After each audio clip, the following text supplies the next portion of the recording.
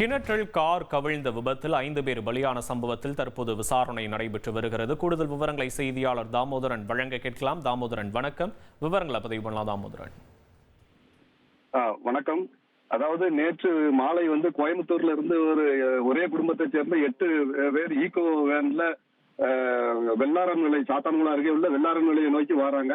அந்த அவங்க வரும்போது நம்ம வெள்ளாரம் அருகில உள்ள ஒரு கிணற்றுல அந்த வேன் கவிழ்ந்துருது.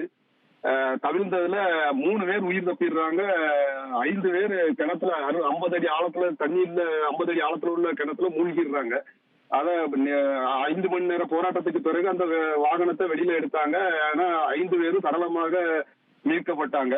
இந்த நிலையில அந்த கிணற்றின் உரிமையாளருக்கு வருவாய்த்துறை சார்பாக விளக்கம் கேட்டு நோட்டீஸ் அளிக்கப்பட்டது. இது குறித்து அவர் விளக்கம் அளித்து வருகிறார். இந்த விளக்கத்துக்கு அப்புறம் என்ன மேல் நடவடிக்கை இருக்கும் அப்படிங்கறது விளக்கம் கேட்டதுக்கு அப்புறம் தான் தெரிவிக்கப்படும் என கூறப்படுது. விவரங்களுக்கு நன்றி தாமோதரன். செய்திகளை உடனுக்குடன் தெரிந்து கொள்ள உடனே சப்ஸ்கிரைப் பண்ணுங்க.